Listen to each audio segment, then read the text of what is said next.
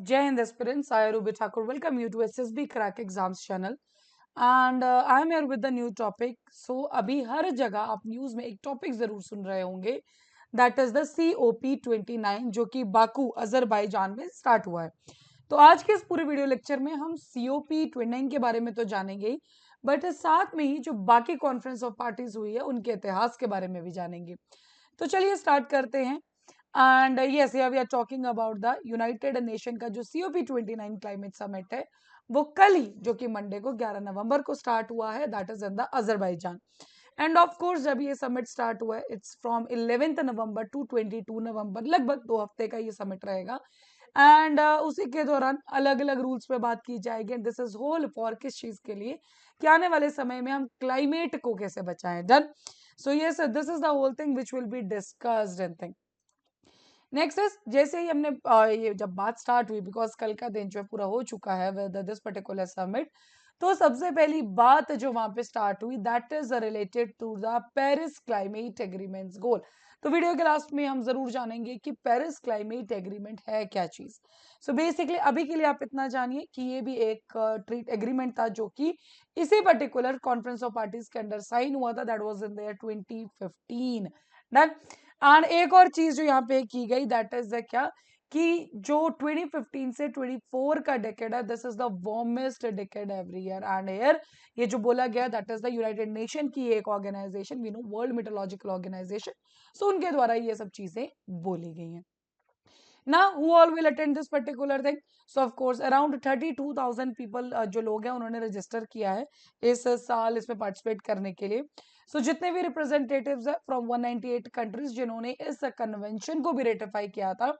And ये पहली बार होगा जो तालिबान है इस पर्टिकुलर इवेंट को जो कि कॉन्फ्रेंस ऑफ पार्टीज है उसको अटेंड करेगा जब से तालिबान ने अफगानिस्तान के अंदर रूल किया 21 से। So yes this will be the first time कि Taliban will also attend this particular thing. So बाकी और diplomat, journalist, climate scientist, NGOs, activist तो काफी लोग होंगे जो इन सबको अटेंड करेंगे। नाउ सबसे पहले बात करते हैं कॉन्फ्रेंस ऑफ पार्टीज 29 के बारे में ही कि इसका एजेंडा क्या है और उसके बाद हम जाएंगे कि इसके इतिहास से जुड़े जो इसके साथ कुछ टर्म्स और कुछ स्पेसिफिकेशंस जो इंक्लूडेड है।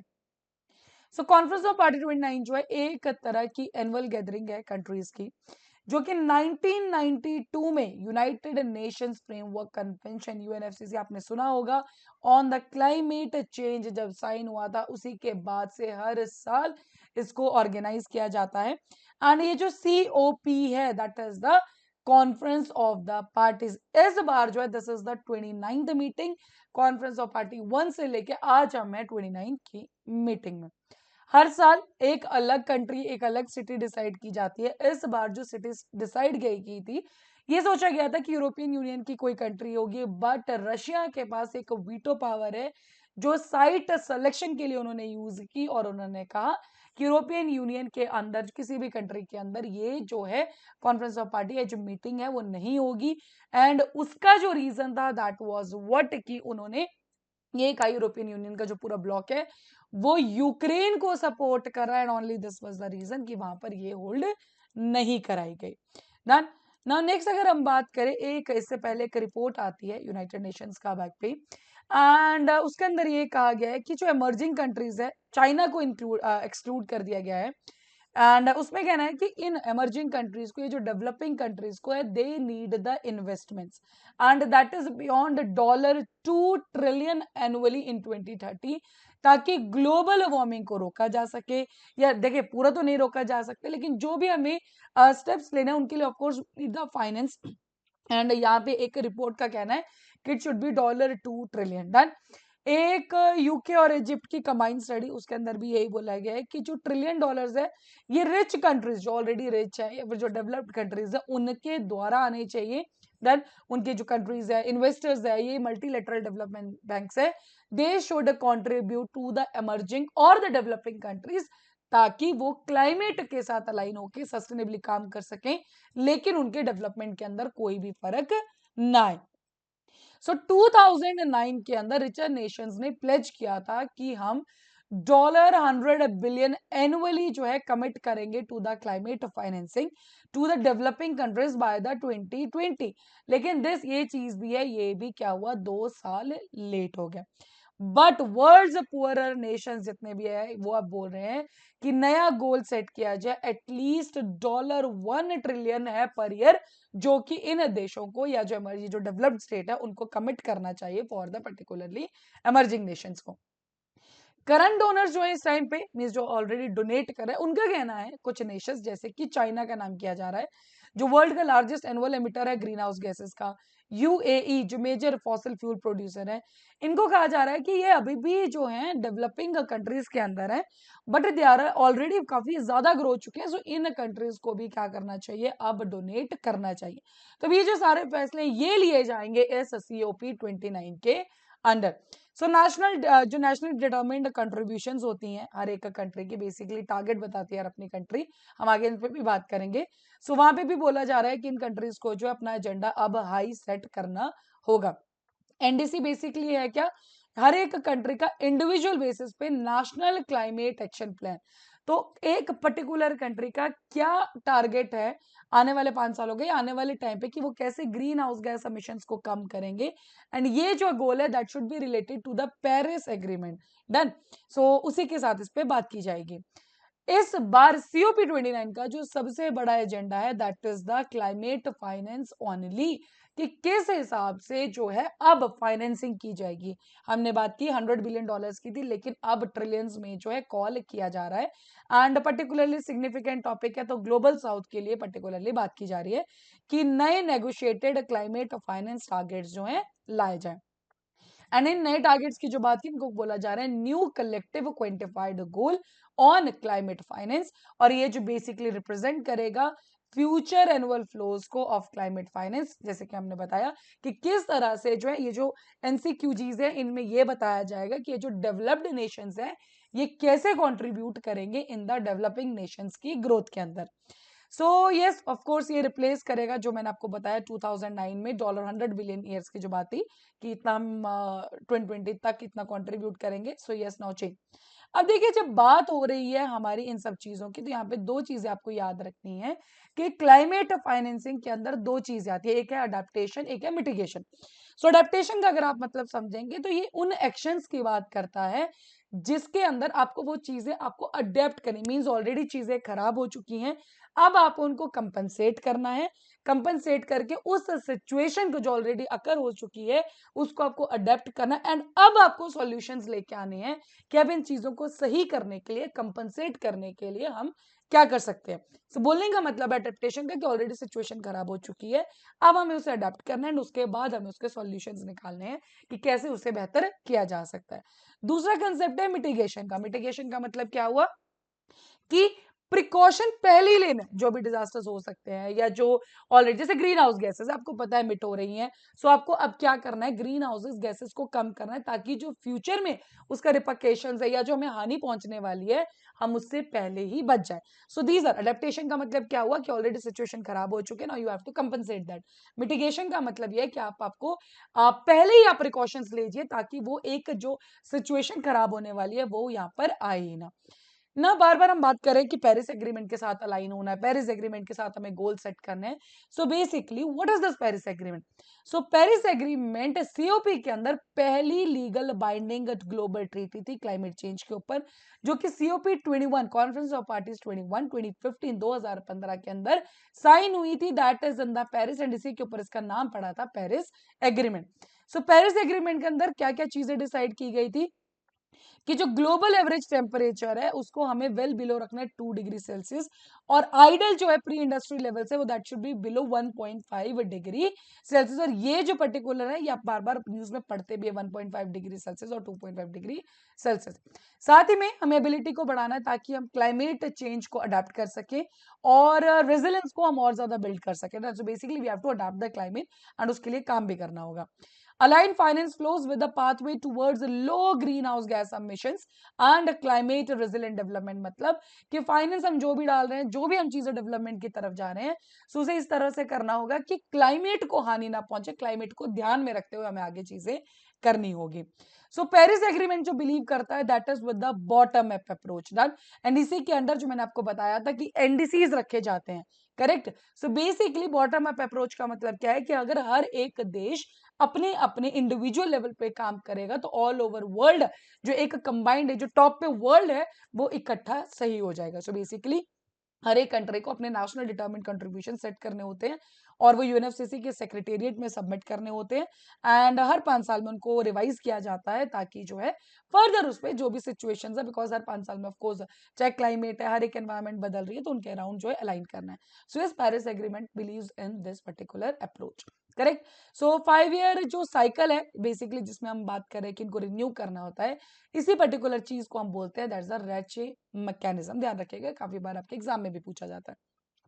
Now next we do have the Glasgow Pact. This is also important. COP26 summit जो कि स्कॉटलैंड में हुई थी ग्लासगो में।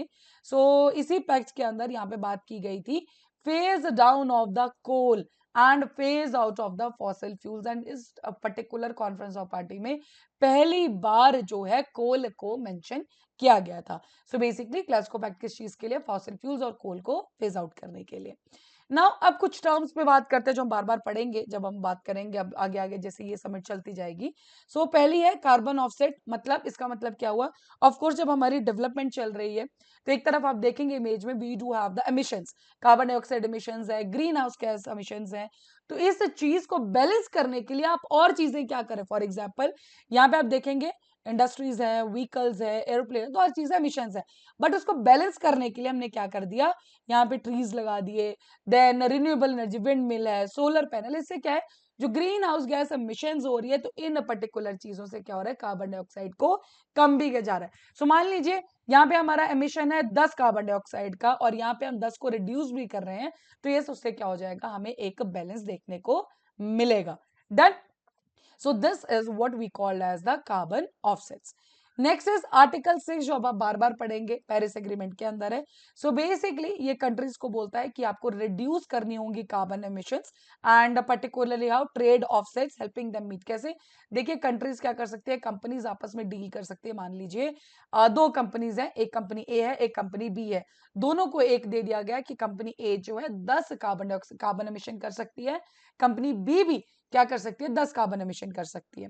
मान लीजिए कंपनी ए ने 11 या फिर मतलब 20 एमिशन कर दिए और जो कंपनी है या मान लीजिए जो भी हमारा और कंपनी बी ने कम किए, वो आपस में ट्रेड कर सकते हैं। जिसके पास अभी एमिशंस बचे हैं, ठीक है, वो उनसे खरीद लेंगे ताकि वो हमें इंडिविजुअल हमें टोटल एक बैलेंस उसमें मिल जाए। और ऑफसेट, कार्बन ऑफसेट के बारे में हमने बात करी ली। Done. Then we do have the one more term that is the global stock take. ये क्या है? बेसिकली 5 साल का रिव्यू है कंट्रीज का और जिसके अंदर हमें क्या असेस करना है कि कौन सी कंट्री क्लाइमेट चेंज के खिलाफ कितना फाइट कर रही है या क्या टारगेट सेट किए हैं, क्या स्टेप्स लिए गए हैं। हर एक उसमें जो 5 साल में रिव्यू होगा और उसे हम क्या कहते हैं? That is the global stock take. Okay, next अब हम देख लेते हैं कुछ इंपॉर्टेंट समिट्स के बारे में। फॉर एग्जाम्पल सबसे पहले बात करेंगे 1992 अर्थ समिट रियो में जो हो रही थी यूएनएफसीसी की, एंड यहीं पे जो है कन्वेंशन को ओपन किया गया था with the Rio convention done UNCBD and UNCCD के साथ। 1995 COP1 that is the Berlin पहली कॉन्फ्रेंस ऑफ पार्टीज होगी। करेक्ट, बिकॉज 1992 में ही डिसाइड किया गया था कि यस पर्टिकुलरली हम इस तरह से मीटिंग को अलाइन किया करेंगे, कन्वेंशन को साइन करना था। 1991 COP1 that is in the Berlin. 97 में क्योटो प्रोटोकॉल साइन किया गया था, Kyoto protocol that is particularly for the green house gas emissions. 2001 में माराकेश अकॉर्ड्स आएंगे, रूल किस चीज के लिए? इंप्लीमेंटिंग, कि क्योटो प्रोटोकॉल को हम कैसे इंप्लीमेंट करेंगे। फंडिंग इंस्ट्रूमेंट्स को सेट किया गया था, टेक्नोलॉजी ट्रांसफर के ऊपर बात किया गया था। These are all the things to Marrakesh Accord के अंदर साइन की गई थी। Then we do have the 2005, then Montreal Kyoto Protocol entered into force and the first meeting of parties that took place. 2007, that is the COP13, Bali, and यहाँ पे road map तैयार किया जाता है कि किस तरह से हम कोऑपरेटिव एक्शन ले। 2012 के अंदर बेसिकली हम चलेंगे कि जो हमारा कन्वेंशन है किस तरह से हम कोऑपरेटिव एक्शन के साथ चले। This is the term particularly 2012 में दोहा के अंदर होगी and extended the Kyoto protocol till 2020 और लीगली बाइंडिंग टारगेट्स इसके अंदर डाल दिए गए थे। Then we do have the 2013 COP19 Warsaw agreement जो अडॉप्ट किया जाएगा and green climate fund Warsaw Framework for REDD+, international mechanism for the loss and damage related to the climate, ये सब चीजों के ऊपर इस पे बात की गई थी। 2015 COP21 we have already discussed, Paris agreement पे बात हुई। 2021 दैट इज द COP26 थी ग्लासगो के अंदर, एंड पेरिस एग्रीमेंट को किस तरह से अप्लाई वापस से उसी पे बात की गई। And COP27 that is the Sharm el Sheikh, वहीं पे agree to establish loss and damage fund, जो कि 2022 में हुई। अब थोड़ी सी चीजें मेन आउटकम्स जान लेते हैं। जो लास्ट ईयर हमारी COP28 हुई है, तो उसके अंदर इंपॉर्टेंट आउटकम्स क्या हैं। सो सबसे पहले अगर हम बात करेंगे, so we do have the transition away from the fossil fuels. तो अराउंड 200 कंट्रीज हैं जिन्होंने डिसाइड किया कि yes now we will be going with the, जो फॉसिल फ्यूल्स पे जो हम डिपेंड करते हैं उनसे हम अलग जाएंगे। डन। एंड पहली बार कंट्रीज ने इस तरह की प्लेज ली है। Second was the global renewables and energy efficiency pledge. तो सिग्नेटरी कंट्रीज ने कहा कि we'll be working together to triple the world's installed renewable energy, के आने वाले समय में जो है वर्ल्ड की जो रिन्यूएबल एनर्जी है उसके इंस्टॉलमेंट क्या कर देंगे, ट्रिपल टाइम्स कर देगी जितने की आज है। एंड अगर कैपेसिटी की बात करें तो that is 11,000 gigawatts by the year 2030। साथ ही में double the global average annual rate of energy efficiency 2% से 4% ईयर टारगेट यहाँ पे भी क्या है, that is year 2030। Loss and damage fund, operationalise of the loss and damage fund, aim क्या है कि कंट्रीज को कंपनसेट करना है जो भी क्लाइमेट चेंज के इम्पैक्ट है तो उसी के अंदर। एंड कमिटमेंट है $800 मिलियन का, फॉर जो कि फंड के लिए यहाँ पे डाल भी दिया गया था। वर्ल्ड बैंक होगा जो कि इंटरिम होस्ट होगा फॉर द फंड 4 years के लिए। ठीक है, so this is also decided in the COP28। Global goal in adaptation पे बात करें, so global goal on adaptation was introduced in the COP28। Aim क्या है, क्लाइमेट चेंज को एनहांस करना है हमें यहाँ पे। साथ ही में अडेप्टेशन के ऊपर हमने अडेप्टेशन और मिटिगेशन पे बात की थी। यस, अवेयरनेस को इंक्रीज करना है। फंडिंग टूवर्ड्स द कंट्री जो अडेप्टेशन नीड्स में है। 1.52 डिग्री सेल्सियस जो पेरिस एग्रीमेंट का गोल है हमें उसको अचीव करना है। Next we do have the global cooling pledge. तो 66 नेशनल गवर्नमेंट जो है सिग्नेटरीज रही इसके लिए, to reduce the cooling related emissions across all sector by at least 68% रहेंगी ग्लोबली 2022 लेवल से, अगर बात करें 2050 तक। ना तो कंपैरिजन में रखा गया 2022 का लेवल, तो हम 68% से रिड्यूस करना चाहते हैं। ट्रिपल न्यूक्लियर एनर्जी, डिक्लेरेशन में बोला गया कि triple global nuclear energy capacity को हम करेंगे ईयर 2050, और 22 नेशनल गवर्नमेंट्स ने इसको एंडोर्स भी किया। Coal transition acceleration, France collaboration with various countries and organizations, so they only introduce coal transition accelerator। Aim क्या है, बेस्ट प्रैक्टिसेस लाए जाएं, लेसन्स लाए जाएं, ताकि कोल ट्रांजिशन एक इफेक्टिवली हम उसको कंडक्ट कर सकें। One we do have the CHAMP initiative, cooling coalition for high ambition multi level partnership, so this is the full form of the CHAMP. Climate action के लिए ही ये भी COP28 में डिसाइड किया गया, और effective planning, financing, implementation, monitoring, हर चीज को यहाँ पे ध्यान रखा जाएगा। Climate finance we have already discuss, इस बार तो सबसे ज्यादा मेन एजेंडा वही रहेगा, that is the climate finance. And in the last India के क्या इनिशिएटिव थे COP28 के अंदर, so we do have the global river cities alliance GRCA, unique alliance है 275 plus global river cities in 11 countries. Done. तो highlight किया गया India का role for sustainable river centric development. And the second one is the green credit initiative, this was the very, and पूरे world ने इसको काफी ज्यादा अपलॉड किया कंट्रीज ने। सो ग्लोबल प्लेटफॉर्म है to exchange of innovative environmental programmes, जो भी वाटर कंजर्वेशन, अफॉरेस्टेशन के रिलेटेड होगा, so that is with the green credit initiative. So this was all for the COP28। And अब देखते हैं कि जो COP29 में हमें क्या अचीवमेंट्स मिलती हैं, क्या हमारे नए सॉल्यूशंस आते हैं। So that's all for this particular whole video, and I hope with all this you will be clear with each and every जो भी आपकी terms are important, ताकि अब आगे जो हमारी 2 हफ्ते के लिए COP29 चल रही should not be confused with anything। सो अभी आपके स्क्रीन पे this are the courses, SSB interview है, CDS है, NDA है, so you can enrol in any of the course, and जब भी आप एनरोल करो step by discount code that is the warrior10 आप लगाना ना भूलें। जैसे आप इस कोड को यूज करेंगे, you'll be getting the 10% of on that particular course.